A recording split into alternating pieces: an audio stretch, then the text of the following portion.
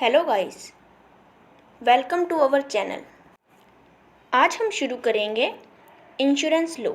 तो सबसे पहले है meaning, definition and nature of insurance. तो सबसे पहले हम देख लेते हैं इंश्योरेंस का मीनिंग। इंश्योरेंस एक ऐसा कॉन्ट्रैक्ट होता है जिसमें कोई भी इंडिविजुअल प्रीमियम पे करता है किसी भी कंपनी में, जिसके बदले वो कंपनी क्या करती है, उसको फाइनेंशियल प्रोटेक्शन देती है। फाइनेंशियल प्रोटेक्शन कब देती है? जब उसको या उसकी किसी प्रॉपर्टी को कोई लॉस होता है, कोई डैमेज होता है, तो जो इंश्योरेंस कंपनी होती है वो उस पर्सन को फाइनेंशियल प्रोटेक्शन देती है। ठीक है, उसे हम बोलते हैं इंश्योरेंस। इसके बाद देख लेते हैं कि इसमें कितनी पार्टीज होती हैं। तो इंश्योरेंस, क्योंकि ये भी एक कॉन्ट्रैक्ट है, तो इसमें 2 पार्टीज होती हैं। एक पर्सन जो इंश्योरेंस लेता है उसको हम बोलते हैं इंश्योर्ड, और दूसरी होती है इंश्योरेंस कंपनी जिसको हम बोलते हैं इंश्योरर। अब हम देख लेते हैं इसकी डेफिनेशन। तो सबसे पहले डेफिनेशन है घोष एंड अग्रवाल की। तो ये कहते हैं insurance is a cooperative form of distributing a certain risk over a group of person who are expose to it. मतलब एक ऐसा कोऑपरेटिव फॉर्म है, मतलब सभी मिलके, मतलब ग्रुप ऑफ पीपल मिलके किसी एक पर्सन को जिसको लॉस हुआ है उसको क्या करते हैं, उसकी हेल्प करते हैं। ऐसे मैकेनिज्म को हम क्या कहते हैं? इंश्योरेंस कहते हैं। ये डेफिनेशन दी है घोष एंड अग्रवाल ने। अगली डेफिनेशन है E.W. पैटरसन की। वो कहते हैं insurance is a contract by which one party for a consideration called premium assumes particular risk of the other party and promise to pay him or his nominee a certain or ascertainable sum of money on specified contingency। इसमें ये कहते हैं कि insurance एक ऐसा contract है जिसमें एक पार्टी कंसिडरेशन, जिसको इंश्योरेंस लॉ की भाषा में हम लोग प्रीमियम बोलते हैं, वो लेके बदले में प्रॉमिस करती है क्या, कि वो पे करेगी कुछ सर्टेन या असर्टेन, मतलब कुछ डेफिनेटिव है या हो सकता है ना भी हो, मनी देगी उसको। कब देगी? स्पेसिफाइड कॉन्टिजेंसी, मतलब कुछ भी दुर्घटना, कुछ भी मिसहैप होने पर उसको फाइनेंशियल हेल्प करेगी, उसको हम बोलेंगे इंश्योरेंस। अगली डेफिनेशन है W. बेवरेजेस की। ये कहते हैं, इसकी बहुत सिंपल सी डेफिनेशन है, the collective bearing of risk is insurance. मतलब जो सारे किसी रिस्क को, मतलब कोई अगर मिसहैप हो गई है तो जब सभी मिलके उसको उसकी हेल्प करते हैं कोलेक्टिव फॉर्म में, उसको हम इंश्योरेंस बोलेंगे। अगली डेफिनेशन है रॉकफेल की। ये कहते हैं insurance is a source of distribution of loss of few person into many person. ये भी बहुत आसान है, मतलब कि एक ऐसा सोर्स है जिसके अंदर जो भी नुकसान हुआ है, जो भी लॉस हुआ है, वो कुछ पर्सन, जो एक इंसान को लॉस हुआ है, वो बहुतों में डिस्ट्रीब्यूट हो जाता है, मतलब सभी पे करते हैं उस लॉस के लिए। अब हम देख लेते हैं इसका नेचर। तो सबसे पहला पॉइंट है इट इज़ ए कॉन्ट्रैक्ट। ठीक है, कॉन्ट्रैक्ट है किसके बीच में? इंश्योर्ड पर्सन, मतलब जो इंश्योरेंस ले रहा है, और इंश्योरेंस कंपनी के बीच में ये एक कॉन्ट्रैक्ट है। उसके बाद आता है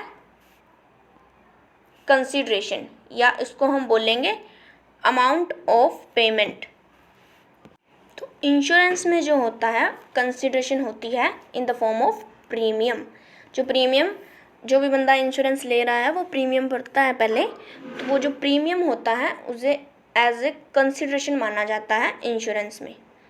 ओके, नेक्स्ट है कोऑपरेटिव मैकेनिज्म।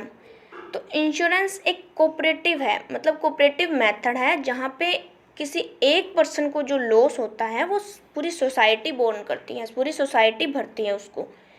तो ये एक तरह से एक कोऑपरेटिव मैकेनिज्म हो गया। उसके बाद है रिस्क शेयरिंग और रिस्क ट्रांसफ़र।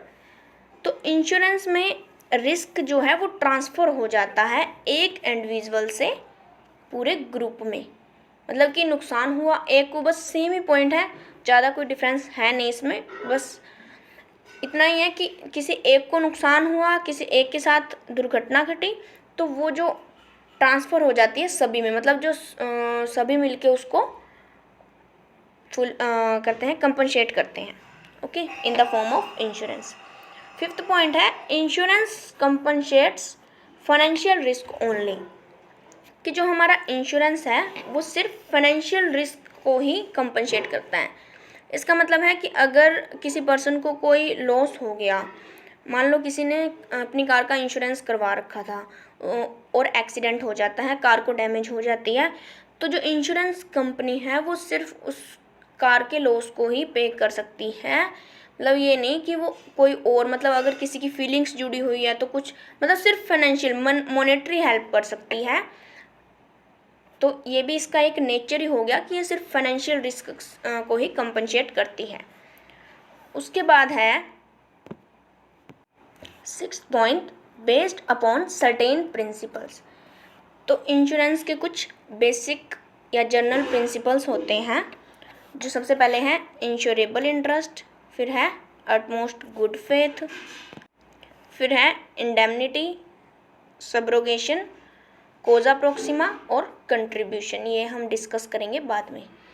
नेक्स्ट सेवंथ जो पॉइंट है वो है वैल्यूएशन ऑफ रिस्क। इसके अंदर क्या किया जाता है कि रिस्क को इवेल्युएटेड किया जाता है, कि सबसे पहले जब इंश्योरेंस का ये जो कॉन्ट्रैक्ट बन रहा होता है तो उससे पहले एस्टिमेट लगाया जाता है कि मतलब कितना प्रीमियम डिसाइड किया जाए, कितना प्रीमियम उससे जो इंश्योर्ड पर्सन है वो उससे चार्ज किया जाए।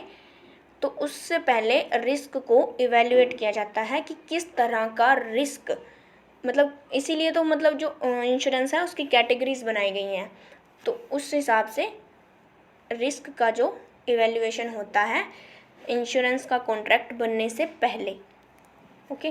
तो ये भी इसके नेचर में हो जाएगा। फिर आता है large number of person insured, मतलब कि अगर इसको और बेनिफिटेड बनाना है, अगर इंश्योरेंस को और भी चीपेस्ट बनाना है, तो हमें क्या होगा कि बहुत सारे लोग होने चाहिए ताकि इसका बेनिफिट सभी को मिल सके और चीपेस्ट रेट, कम रेट पे मिल सके और सभी को बेनिफिट हो। तो ये भी इसके नेचर में ही कवर हो जाएगा। नेक्स्ट पॉइंट है payment made at certain contingency, मतलब पेमेंट तभी मिलेगी जब कोई दुर्घटना या कोई मिसहैप होगी तभी, उससे पहले नहीं। मतलब इंश्योरेंस का ये प्रिंसिपल ही है कि जब कुछ कॉन्टिजेंसी होगी तभी पेमेंट की जाएगी। नेक्स्ट आता है insurance is not gambling. Insurance जो है वो गैम्बलिंग नहीं है, क्योंकि इंश्योरेंस में प्रॉफिट ही होता है, एश्योर्ड प्रॉफिट होता है। मतलब अगर जो इंश्योर्ड पर्सन है अगर उसको नुकसान हुआ है तो इंश्योरेंस कंपनी पे करेगी, मतलब वहाँ बेनिफिट ही मिलेगा। लेकिन गैम्बलिंग में क्या होता है, सट्टेबाजी में नुकसान भी हो सकता है, प्रॉफिट भी हो सकता है। तो इंश्योरेंस है वो गैम्बलिंग नहीं है। अब है insurance is not a charity, मतलब कि इंश्योरेंस चैरिटी नहीं है। क्यों नहीं है? क्योंकि चैरिटी जो होती है वो विदाउट कंसिडरेशन होती है, लेकिन इंश्योरेंस में कंसिडरेशन होती है in the form of premium. उसके बाद 12th पॉइंट है establishment of A welfare state, कि कहीं ना कहीं जो इंश्योरेंस है वो स्टेट के वेलफेयर में भी अपना योगदान देता है। नेक्स्ट पॉइंट है रेगुलेटेड बाय लॉ, मतलब जो इंश्योरेंस है वो लॉ के अंडर गिवन है। जैसे इससे रिलेटेड लॉ है life insurance corporation of India act 1956, general insurance business nationalisation act 1972, एक दो एक्ट और है। अभी के लिए बस इतना ही, मिलते हैं अगली वीडियो में एक नए और इंटरेस्टिंग टॉपिक के साथ। तब तक के लिए हंसते रहिए, मुस्कुराते रहिए।